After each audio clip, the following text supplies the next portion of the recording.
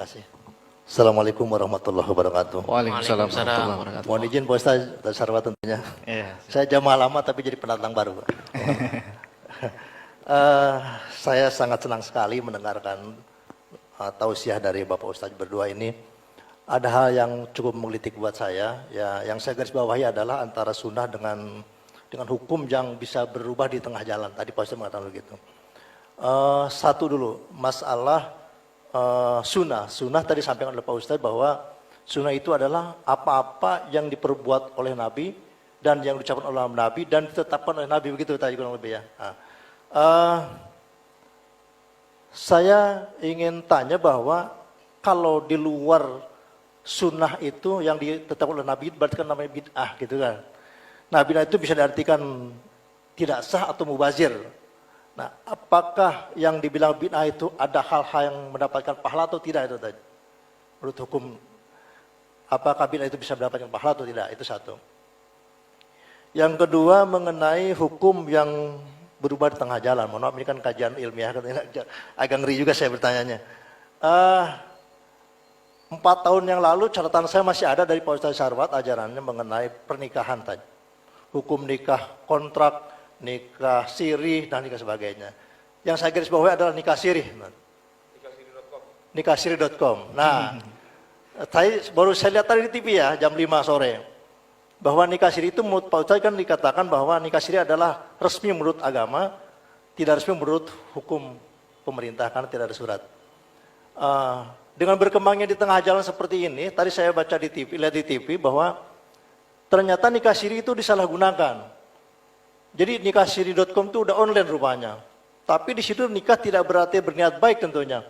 Karena nikah sirih itu, uang online itu ternyata digunakan oleh perempuan-perempuan yang ingin menjual keperawanannya tentunya. Sehingga dia pasang tarif dan sebagainya. Bahkan nikah sirih bisa lewat online. Yang penting harga sesuai kan gitu. Nah, artinya berarti nikah sirih dengan perkembangan seperti ini bisa digagalkan atau tidak digugurkan itu. Terima kasih. Assalamualaikum warahmatullahi wabarakatuh. Waalaikumsalam warahmatullahi wabarakatuh. Baik, yang pertama silakan Ustaz. Alhamdulillah. Saya diingatkan tentang pertanyaan tentang bid'ah. Saya teringat perkataan Ustadz saya, Syekh saya ketika di Pakistan. Beliau mengatakan, ini ketika kita ngaji usul fiqh, bid'ah itu bukan hukum. Hukum dalam Islam itu cuma 5. Kalau menurut mayoritas ulama, menurut madhab Syafi'i, Maliki, dan Hambali itu hukum itu ada 5. Pertama, wajib. Yang kedua, apa? Sunnah. Yang ketiga, mubah. Yang ketiga, makruh. Yang keempat, yang kelima, haram. Jadi 5 nih hukum. Kalau kata madhab Hanafi, hukum itu ada 7. Wajib, fardu, sunnah, mubah, sunnah, makruh,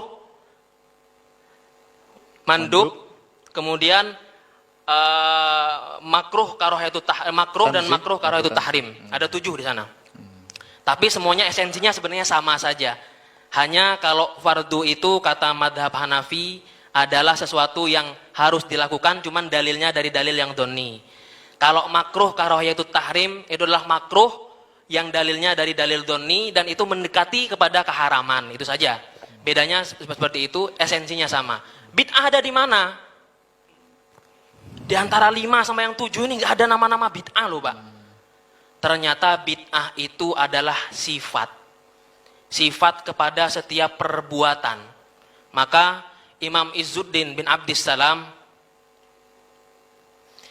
saya lupa nama kitabnya, Qawaidul Hakam fi Masalihil Anam, itu mengatakan bid'ah itu adalah segala perbuatan, pokoknya perbuatan, segala amalia yang memang tidak ada di era Nabi. Nah, dari situ timbul pertanyaan, apakah kalau Nabi tidak mengerjakan hukumnya adalah haram? Sebelum kita beranjak ke sana, kita pahami dulu haram itu apa. Haram itu adalah segala sesuatu yang apabila dikerjakan mendapat dosa, ditinggalkan berpahala. Nah, bagaimana mengidentifikasi keharaman? Pertama, dalam Al-Quran atau Sunnah, dalam nusus, untuk mengidentifikasi keharaman itu dilihat dengan kata-kata hurrimat atau diharamkan. Wahai manusia, diharamkan kepada kamu makan bangkai, haram makan bangkai. Itu cara mengidentifikasi keharaman. Yang kedua, cara mengidentifikasi keharaman adalah apabila dikatakan jauhilah, ibta'id an, atau wajtanibu katsiran minadh-dhon, seperti itu. Ijtanib, ya, ijtanib, jauhilah. Nah, itu sudah menunjukkan ada kemungkinan keharaman di sana. Kemudian dipastikan itu sudah pernah dilakukan, kemudian dikatakan jangan lakukan ini lagi. Seperti apa? Nikah mut'ah. Pernah dilakukan, kemudian diharamkan untuk melakukan lagi. Nah, itu sudah dikatakan haram. Nah, mengidentifikasi haram banyak caranya, kata para ulama. Tapi di antara cara-cara itu tidak ada tuh yang menunjukkan bahwasanya kalau ditinggalkan oleh Nabi atau tidak dilakukan oleh Nabi maka hukumnya haram. Tidak. Karena kenapa? Imam Asy-Syatibi dalam kitab Al-Muwafaqat mengatakan Nabi kalau meninggalkan sesuatu itu tidak haram, tidak selalu bermakna haram, tidak bisa dikatakan haram. Karena kenapa? Banyak alasannya. Alasan yang pertama, Nabi meninggalkan sesuatu karena takut nanti apa yang dilakukan Nabi ini dianggap wajib oleh umatnya. Maka Nabi meninggalkan sholat taraweh berjamaah. Sholat tarawehnya Nabi cuma 3 malam itu. Orang sini sesuai sunnah itu. Malam keempat nggak ada lagi. Malam keempat pada ke mall semua itu. Ambasador itu penuh itu. Ya, sesuai sunnah Nabi satu. Ya. Kemudian yang kedua, Nabi meninggalkan sesuatu karena Nabi tidak suka untuk Nabi sendiri, tapi yang lain boleh mengerjakan. Makan dob itu semacam binatang padang pasir ya. Kadal ya. Kadal padang pasir. Itu sahabat makan itu. Rasulullah nggak mau makan. Tapi nggak diharamkan sama Rasulullah.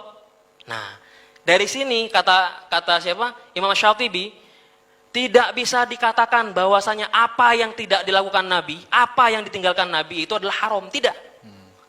Bisa jadi yang ketiga, Nabi meninggalkan atau tidak mengerjakan sesuatu karena ada sesuatu yang afdol dikerjakan. Jadi kalau dalam perang itu ada orang-orang munafik yang keluar dari jamaah perang, itu dihalalkan untuk dibunuh, Pak. Tapi Rasulullah tidak mau membunuh orang-orang munafik itu. Karena kenapa? Akan banyak madorot-madorot yang timbul nantinya begitu. Ada yang nanti takutnya orang-orang muslimat yang menjanda dan lain sebagainya, kan susah mau dipoligami. Nah, seperti itu.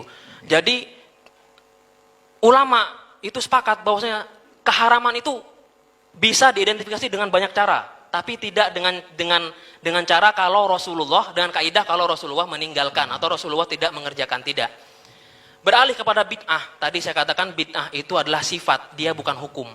Maka kalau ada orang tanya, ini hukumnya apa? Hukumnya bid'ah, tidak. Tapi kalau dengan amaliyah ini bagaimana? Amaliyah ini sepertinya bid'ah. Dan bid'ah itu menurut para ulama itu terbagi, Pak. Terbagi kepada bid'ah. Ada yang bilang bid'ah hasanah, bid'ah sayyi'ah. Ada yang membagi bid'ah itu kepada 5 hukum tadi. Bid'ah dibagi pada 5 hukum tadi. Itu dalam kitab Imam Nawawi mengatakan demikian. Ada bid'ah wajib, bid'ah sunnah ya. gitu. Nanti dikait-kaitkan. Adakah bid'ah yang hukumnya sunnah? Ada. Adakah bid'ah yang nanti berpahala? Ada. Wa ni'matul bid'ati hadhihi, kata siapa? Umar ketika ngapain tuh? Sholat taraweh berjamaah. Jadi sholat taraweh itu di era Rasulullah agak malaman dikit, Pak. Kalau sekarang kan jadinya setelah Isya ya, Pak ya. Setelah Isya. Nah, ini nikmat-nikmat bid'ah yang nikmat beneran ini dimajukan itu. Kalau malaman dikit bisa telat sahur kita. Apalagi di negara-negara yang musim panas itu panjang musim panasnya, durasinya untuk bisa sahur itu untuk makan itu cuma kadang-kadang 6 jam saja. Nggak tidur kita. Jadi kalau misalkan agak dimalemin tuh tarawehnya, wah sudahlah itu.